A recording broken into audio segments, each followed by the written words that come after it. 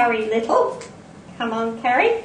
Carrie is a client of the Hearing and Balance Centre. She had a bone-anchored hearing aid done about 2006. No, 5? 5 or 6, so something like that. Around there. And she's going to just give you a little rundown of what it's been like for her to have this surgery done and wear an implant. I'll hand you over. So yes, I had the BAHA done in, I think, 2005. That's probably the first part of the good story, is that I don't even really remember when I had that done, because it's just become part of normal life. What happened to me was that in 2001, end of 2001, I was in an accident where I had my eardrum perforated and I broke a couple of bones, and ultimately turned out I had a bit of a hole in the middle ear as well.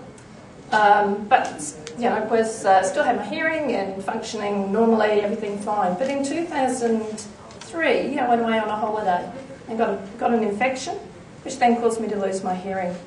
And I spent about a year seeing specialists and wandering around with a conventional hearing aid, which didn't really work for me. It was a very frustrating time. I also am a tinnitus sufferer, quite a severe tinnitus sufferer. And as a result of the accident and the broken bones, I also had quite a lot of balance problems as well. So it all seemed to change my life quite dramatically. I'm still working, and I was certainly working at the time, and I work in the call centre industry. So my work was also about talking to people and listening to people. And I felt quite distressed by the fact that I was struggling to talk to the people I worked with. I found it difficult to sit around a meeting table and have meetings with people because I couldn't hear them at the other end. I had to fly a lot for work, and I struggled with my balance in the flights. And I felt that I was starting to get a bit isolated. I found it difficult to go out. And I'm quite an outgoing person. I love to go and see music and movies and theatre, and I love to eat. Restaurants are my favourite place. Nice glass of wine and a good meal. And I was finding that really difficult, because having a conversation in an environment, even where people are sitting right in front of me, was a tough thing to do, because I couldn't hear them. My lip reading started to improve, but I still, found it frustrating to try and get people in front of me and have a real conversation like I was used to having. But I started to adjust. The hole in my ear got worse, and I had to race off to see a surgeon, which was Paul Fagan at the time, and he said, "Yep, we need to fix that really quickly. We need to get you in for some surgery." And he said, "This conventional hearing aid that's not working for you, I think I can fix that for you. I've got this thing called a BAHA, bone-anchored hearing aid. So how about you take a little device that you can get and trial that and see how that works for you. It's externally worn, but basically replicates what a BAHA would be like." But he was going on some holidays. I needed the surgery really quickly for this fistula. So he said, "You have about 10 days maybe to decide whether you want this or not." And I thought to myself, life isn't very, it's not working for me, this conventional hearing aid. And I'm finding it really frustrating. It's not getting any better. So I don't really have a lot to lose by trying this BAHA. At worst case, I'm going to be exactly where I am before I had the operation. So let's give it a whirl. So in February, I had the BAHA implant. The surgery was easy and quick. I came round, and my recovery was good. I was lucky with no infections, and I'm sure that's the great care of my surgeons and nursing team and Dr. Fagan. And I very quickly got this hearing, and I found an enormous difference immediately. I started with the BP100, and I started with the Davina, which had 2 settings on it, which allowed me to not only hear the broader sound, but also to flick a switch and get directional hearing as well, so I could have conversations with individuals that were more intense.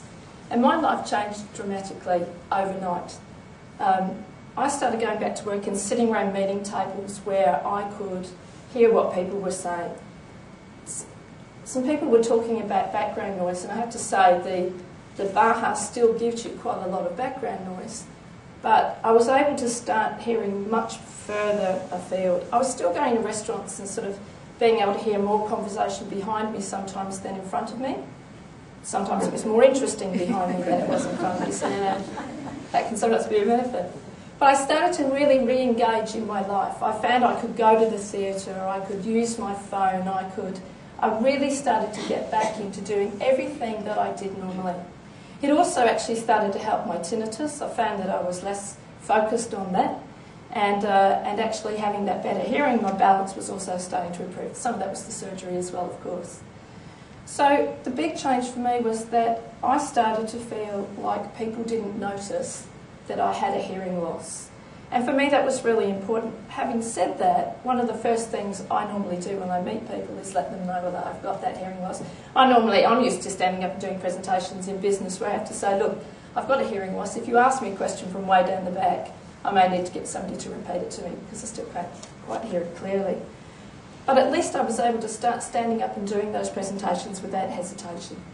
I've since moved on to the BP100, which is the digital version of the bone-anchored hearing aid, and I adore it. As I say, the thing about this device is I'm now so used to it that I don't actually think about it. I don't think about when I had that operation done. It was a small procedure. It wasn't a traumatic procedure by any stretch. But equally now, it's so part of my life to wear the Baha that I don't think about it. The times I'm reminded about it are that I go to my hairdresser, who always has to cut my hair slightly differently because I've got a bit of a bald patch where they had took the hair away to put the pin in. He's a great hairdresser, so I don't think any of you will notice today that I've got slightly less, one lock less on that side. And in actual fact, what most people say to me is, well, you're really lucky because you've got all that curly hair and you can hide that Baha. I actually think it's the opposite. I think it's a little bit disappointing. I have this wonderful technical device that puts me back in life and has really re-engaged me with people. And I'm quite proud of it. I think it's a wonderful thing. It's a great piece of development. It's really useful, really gets me engaged. It's also probably one of the more expensive pieces of jewellery that I actually own. So I would like people to know that I'm wearing this wonderful piece of kit on the side of my head.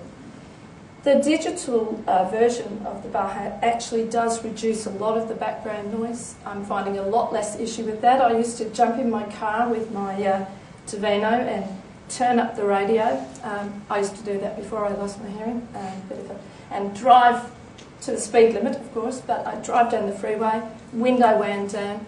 With the Tavino, I found I had to turn that hearing aid off. The sound would cut out. There was all just too much noise for it. It couldn't cope. So I'd turn the radio up even louder and keep driving. What I'm finding with this new BP100 is that I got in the car for the first time with it and drove off to work as normal. I had to turn the radio down. I put the window down. I got all the way to the other end. It's about a 45-minute drive to my office. And I suddenly realised I hadn't had to turn the device off. It actually coped with all that sound, and I could still hear the radio and still participate in my driving. It was just like a normal hearing experience.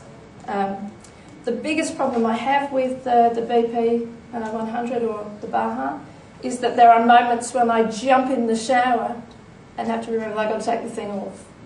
So it's really just become part of my normal life. Got to take it off to go to the gym, that's great. Can't go swimming with it, obviously. But you know, they're small things. I'm no longer having to think about managing my hearing. I'm not flicking with controls because as a digital device it automatically switches between hearing on a border function or that directional where it's needed. I'm not sure how often it does that, but isn't that great? I don't have to think about it. I'm not worried about it. So for me, this is one of the greatest things that has happened to me. Losing my hearing was a huge change to my life. It also brought me lots of good things. I learned to listen to people better, interestingly, and speak differently to people, and I'm more conscious when I'm speaking to people about hearing loss. But I would thoroughly encourage anybody who's thinking about getting any kind of prosthetic, whether it's the Baha or otherwise. It's a slightly nerve-wracking step. You feel a little bit different to everybody. You feel like you stand out of the crowd, and that hearing aid, taking that step to get that can be a big one. But the difference to my life by putting on a prosthetic has been so profound that I'm thoroughly glad I did it, and I would highly recommend it to anyone. Yeah. And to go through the airports and things like that? No, it doesn't. I'm almost disappointed because I'd like to show it off. It doesn't go off. When I'm on a plane, I do tend to turn it off because again, all that excessive noise becomes too much, you're picking up a lot of noise. And there's other times when I actually like to turn it off because I like to not hear anything, you know. When my husband's asking me to come and fold the washing or do the dishes, my deafness seems to kick in even more so. But what about the battery life? Is it got a battery life? Yeah, it's somewhere between 7 and 10 days, I'd say. 10 days, is it? Yeah, but they're easily replaced. Get a pack of them. I think one more question. Sorry, Mr. Chairman. Before you fitted the eye, you mentioned you had a certain imbalance. Yeah. Did the eye correct that? It hasn't corrected it. I still do sometimes suffer from a balance problem. But I think being able to hear better and that whole connection between your eyes and your hearing and the balance certainly is better. I've certainly suffered it less. There's probably a number of factors that really contribute to that.